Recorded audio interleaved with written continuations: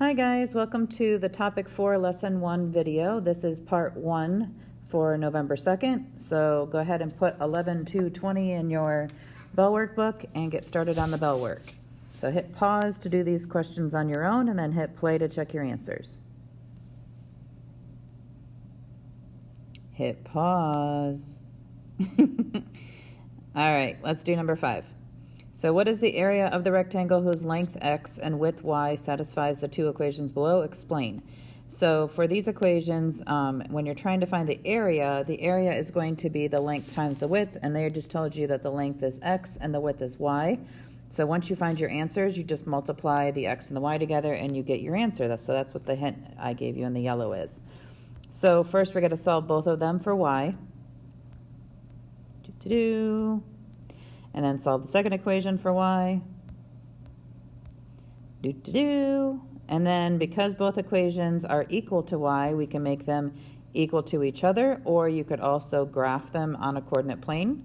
So I went to Desmos and I graphed the two equations, and I found where they crossed was at 6, 5. So that 6 is actually, hold on, a little fast there. All right. So let me go back. So the 6, 5, so 6 is the length and 5 is the width. So all you got to do is multiply x and y together, and 6 times 5 equals 30. So therefore the area of the rectangle is 30. All right, number 7. Remember, we write down the question number even if it's not consecutive, because you never know what I'm going to ask you on your bell work quiz.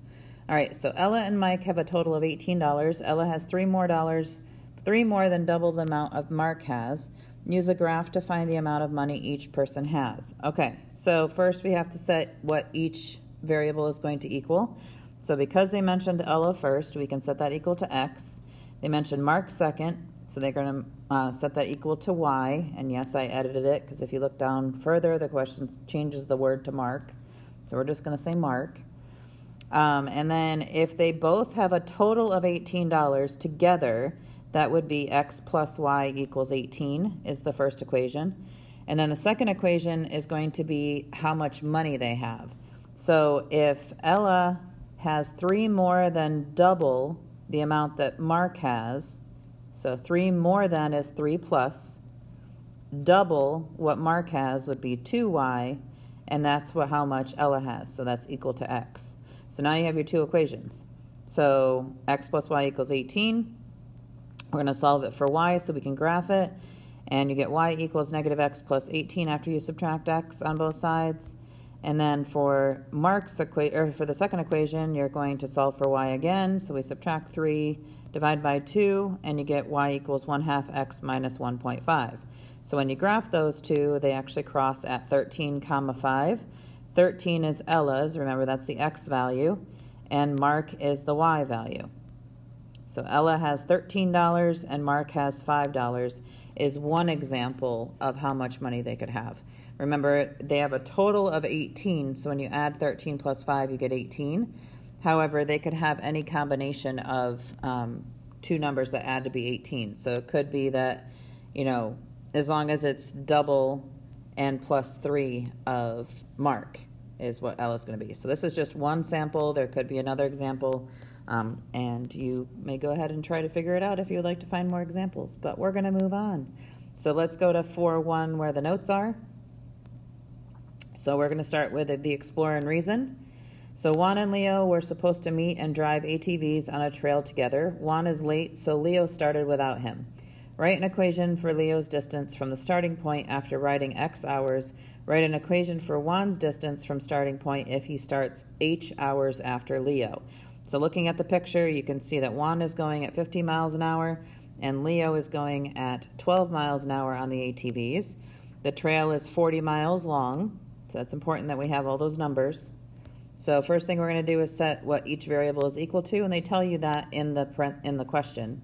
So x hours and y equals the distance they're traveling.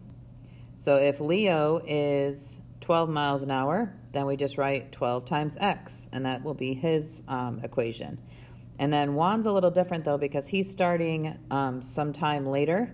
So if he's starting with 15 miles an hour, we have to then subtract going 15 miles times the hour that he's behind.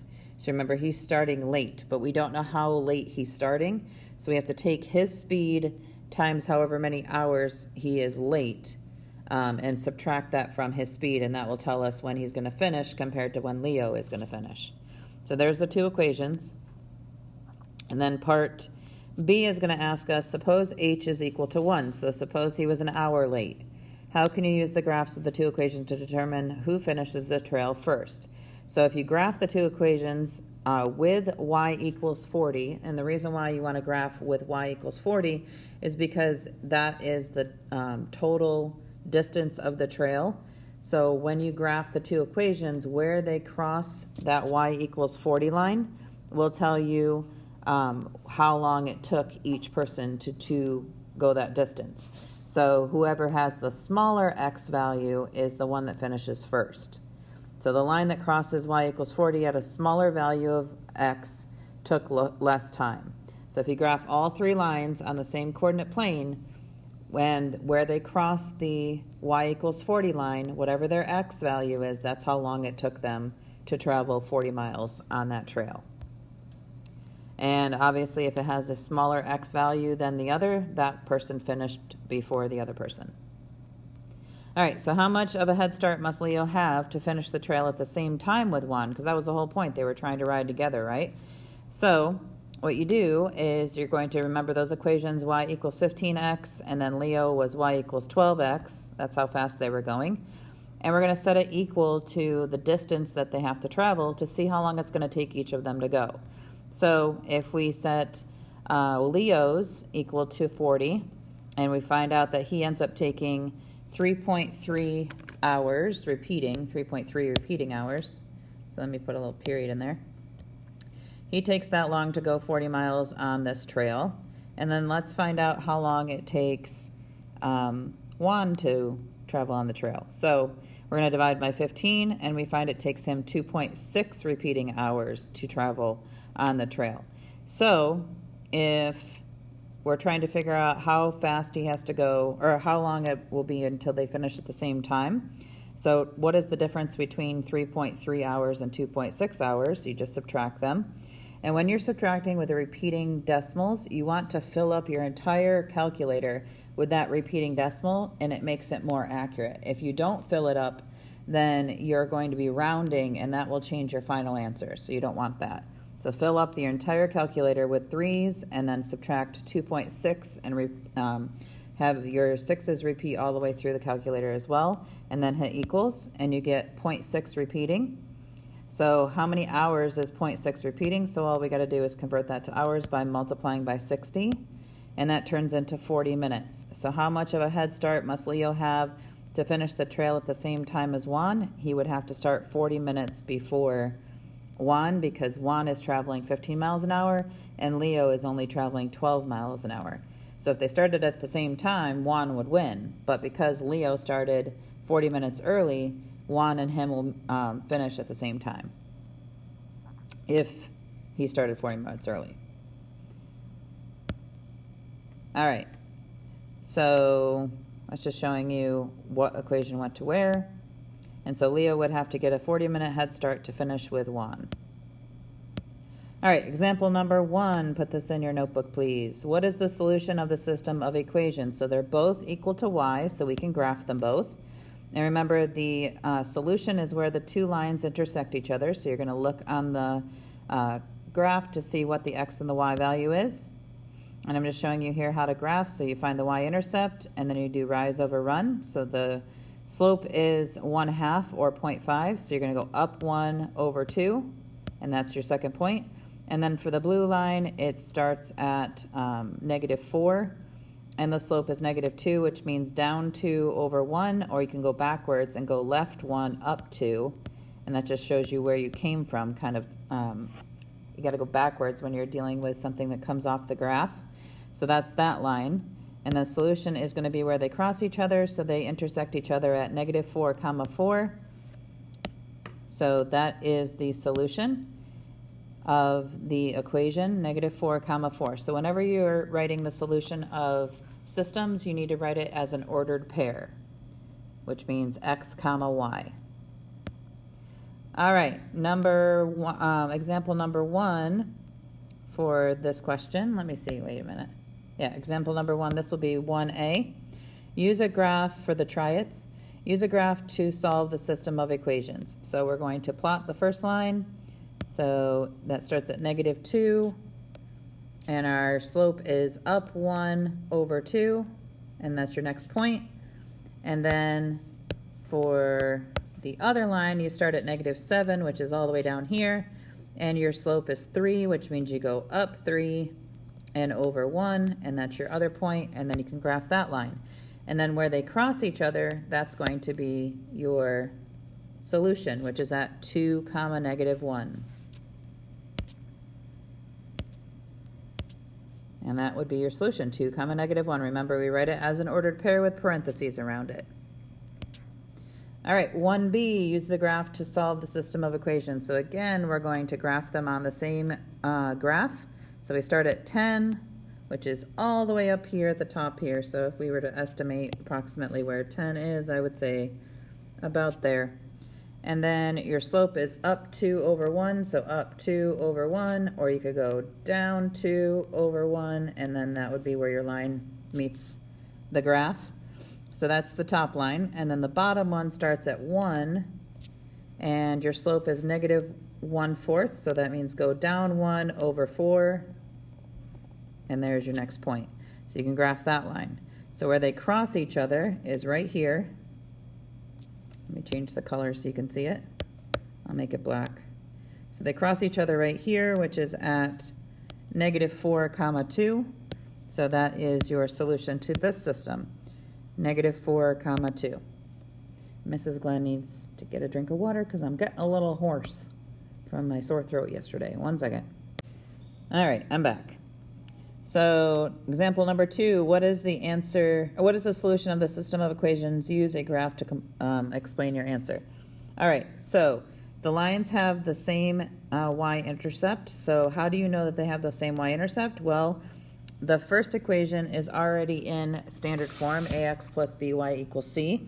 So if you're trying to find the y-intercept, all you got to do is plug 0 into x, like this. And then you can solve for y, because this gets rid of the x value. Solve for y, and you find that the y value is equal to 5, which is the y-intercept, and so is the y-intercept of the second equation. So because they have the same y-intercept, let's see if they also have the same slope. That doesn't mean they necessarily have the same slope, but they do have the same y-intercept. So then when you go to solve it, they also have the same slope, because remember before we had 15x plus 5y equals 25. So if we were to solve that equation for y, we would have subtract 15x, you would get 5y equals -15x plus 25. Then divide by 5, and you get y equals -3x plus 5. And this can be rewritten as y equals -3x plus 5 just by flip-flopping these two terms. So because they are the same exact equation, they have the same exact solution. So every single solution on that line will be the same. So therefore, there's infinitely many solutions. So you can write the infinity sign, but if they want you to write the word, it's just infinitely many. Infinitely many solutions. All right, number 2, what is the solution of the system of equations? Use the graph to explain your answer. So same thing. We're going to graph those two lines. So in order to graph them, you can either use the intercept method or you can solve for y on both of them. And when you do, you can see that they are parallel, and if they're parallel, that means they have no solution, because no part of that line will ever intersect with the other line, because they are going at the same rate at the same slope, so they will never cross each other. All right, so this is the bell work for Tuesday. Today, Cooper is getting surgery, so I am home to be able to take him to the vet and pick him up after his surgery. So you are watching this video today to complete 4-1's lesson. All right, so today's bell work is number 2, so go ahead and pause it and try to do it on your own. Yes, you really do need to pause it and try to do it on your own. So go ahead and draw the graph and try to do this equation by yourself, or the system of equations by yourself. All right, I'm going to trust that you actually hit paused. All right, you hit pause. Okay, so go ahead and we're going to graph these two equations. So use the graph to solve the system of equations and write the solution. So one of them is already in slope-intercept form, and the other one is in standard form. So you could use the second equation and do the substitute 0 into x and solve for y, and substitute y with 0 and solve for x and get your two intercepts.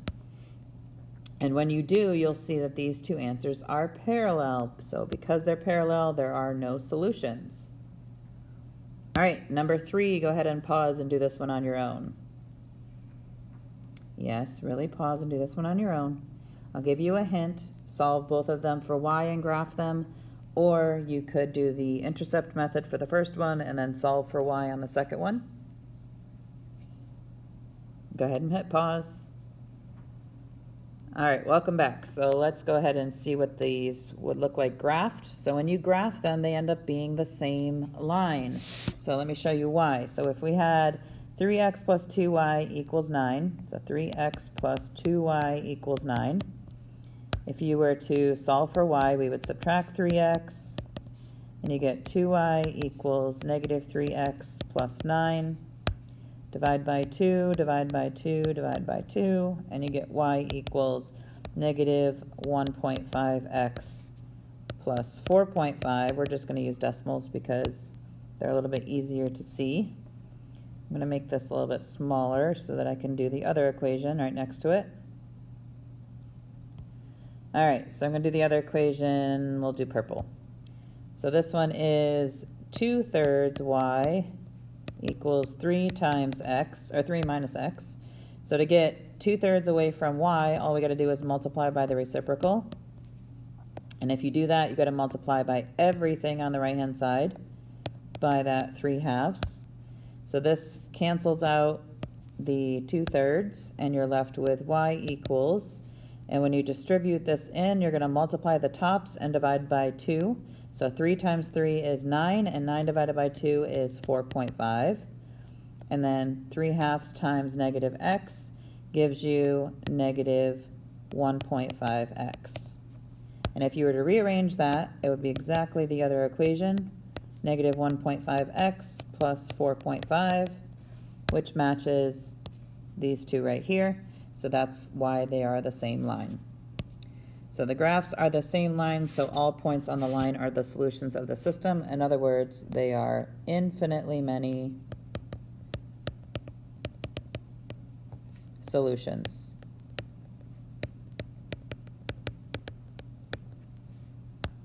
Okay? All right. Number 2, example number 2. So this is the first problem we're doing for the lesson. The other ones were the bell work. So find the solution of the system of equations by graphing. So again, you're just going to graph them on the same coordinate plane. So when you do, you end up finding that they are the same line. And I'll show you why they're the same line just by solving for y on each of them. So I'm going to subtract 8 and then divide by negative 2, and I get negative 4x plus 4. And then the second equation, I'm going to add 4x. And I'm not solving for negative y, I'm solving for positive y, so I have to divide by negative 1 on everything to get rid of that negative y. And that turns into,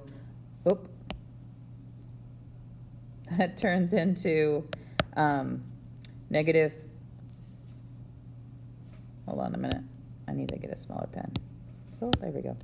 Negative 4x plus 4 as well, because these two cancel them out and you get a positive 4. So if they are the same equation, then that means they are infinitely many solutions again. Infinitely many solutions. And this just shows you on the graph, if you were to graph the two, they are the exact same line. So there's only one line that looks like it on the graph, but there's actually one on top of the other. And all ordered pairs on the line are solutions of the both equations, so all points on the line are solutions to the system of equations. In other words, infinitely many solutions, because they are the same equation. All right, example number 3. Monisha and Holly have 14 more days to finish reading the same novel for class. Monisha plans to read 9 pages each day, while Holly plans to read 20 pages each day. Assuming Holly and Monisha both maintain their reading plan, when will Holly catch up with Monisha, and who will finish the reading novel first? So we need to look at a couple things that are on the graphic that they give us, the picture, the illustration. So first thing is Monisha is on page 96 of the 220 pages in the book, and Holly is only on page 6 of the 20 pages that are in the book. So that will help us when we're trying to create the equations for each person. So first you're going to formulate by writing a system of equations to represent Holly's and Monisha's reading pace. So Monisha is already 96 pages in, plus the 9 pages per day she's going to read. And if you're wondering where did I get that information, it says it right here, 9 pages each day, times the number of days. So that's going to be our 9x. That's going to be the part of the equation that is what we're plugging in, because the x stands for the number of days. So we'll be able to figure out how long it will take her to finish the book if she's reading at that pace. And then Holly is already 6 pages in from the illustration, and she's going to read 20 pages a day. So that's all, again, from right here. You get that from the problem. 20 pages each day. And so we're going to multiply that by x, so 20 times x, and you'll get 20x. So if you have the two equations, y equals 96 plus 9x, and y equals 6 plus 20x, you can graph it on the same order or coordinate plane. So you can either use Desmos or a graphing calculator, but again, you don't use graphing calculators until Algebra 2, so I would recommend using Desmos and graphing the two. And then you just click on where they intersect each other, and it will give you the solution of that system. So the solution to this system is 8.182, 169.636.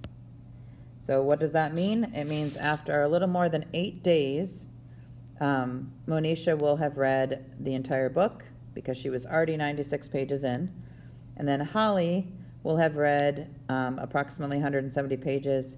So Holly will catch up with Monisha in a little over 8 days. So it'll take them a little over 8 days to catch up with each other. So the book is 220 pages though, so Holly is reading at a faster rate, and she will finish reading the novel before Monisha because she's reading faster than Monisha is. But when they intersect, that's just going to be where they're at the same point. So kind of like in a race, when someone's faster than the other person, there's going to be, if one person starts before the other, there's going to be a point in the race where they're the same spot in the competition. So exactly this situation. So they're going to be a spot where they both are on the same page reading at the same time. Then because Holly is reading faster, she's going to end up turning the pages quicker and getting done with the book a little bit faster than Monisha. All right, so try it. Monisha and Holly have 14 more days to finish the reading book. Suppose Monisha reads at 10 pages each day instead of 9 pages. How is that going to change the length of time it takes Holly to catch up to Monisha? So before it was 8 days. Let's see if she reads at 10 pages a day, if it makes it shorter. So the previous answer is right there on the top right. I just brought that from the previous screen. So if we change that 9x to 10x and we set it equal to each other, we're going to be able to find out what x equals, and that will tell us that it will take her 9 days to catch up. Holly will catch up with Monisha after 9 days if she's reading 10 pages a day. So it's going to take a little bit longer because now Monisha is reading a little bit faster. So she's going to go a little faster, and it's going to take her longer to catch up. So there's the work, and that's 9 that you get. So that tells you that it's going to take her 9 days. And then part B, will Holly still finish first if we change it to 10 pages a day? So if the book has 220 pages and we solve the first equation with 220 plugged in, so that's 96 plus 10x, that's Monisha's equation, you're going to get approximately 12.4, which means it's going to take Monisha 13 days to complete the book.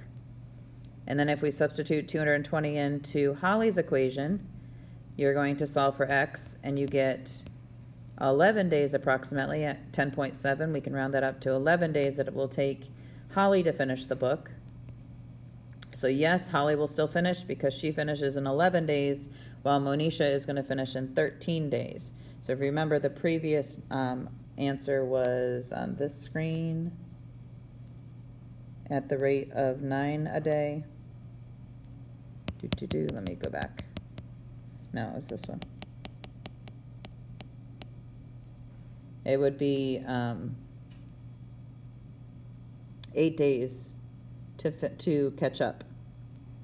So if they were to finish the book, then it would be 11 days for Holly and 13 days for Monisha, if they were reading at that rate every day. All right, example number 4. What is the solution of the system of equations? So again, you're going to do the same thing. This one's a little bit easier because it's already set up for you with y equals on both of them. So because they're both y equals, you're going to set them equal to each other and solve for x. And that gives you half the answer, because remember, the ordered pair is the solution, so we need to find x and y. So in order to do that, you are going to take when you find x and plug it back into the other equation. So it does not matter which equation you pick, because this is a system, so they work together. I always like to pick the one that doesn't have the x variable negative, so that negative 5x, I don't want to deal with that negative. So I'm going to pick the 2x minus 3 and plug it into that x variable. So we plug it into x, and we're going to multiply 2 times 1.286, and then subtract 3 from that, and you get y equals negative 0.429. So our x variable with our x answer with our y answer gives us the ordered pair in black that you see right there. And if you were to graph it, you can see that they cross each other at the answers that we got. So 1.286 comma negative 0.429. All right, number 4b, you can call that. So we both have y equals again. So you're going to graph it and see where they cross each other, and you can see that they cross each other at 1.636 comma 4.182. So that's the approximate, because when you're graphing, you're not getting an actual answer, you're getting an estimated answer, because we have to round those decimals. That decimal actually goes way longer than 1.636. So if you were to get an exact answer, it would be 18 over 11 comma 46 over 11, and we're actually going to show you, or I will actually show you how to find the exact answer later on, because graphing systems of equations is just one way that you can find the solution. There's elimination, there's substitution that we're also going to be talking about, and that's the algebraic ways of doing it. My favorite way is the elimination method, so we'll do that later on in topic 4. So right now we're just doing graphing, and graphing is helpful when you want to quickly find the answer, but graphing is not really used when you want the actual answer. It's just an estimated answer. All right, go ahead and take a picture of the concept summary as I discuss it with you. So a system of linear equations may have one solution if they are two different equations and they just intersect each other once. There are infinitely many solutions if they are the same line, and then there's no solutions if they are parallel lines. All right, well, I hope you guys have a great day, and I will see you on Wednesday. Bye-bye.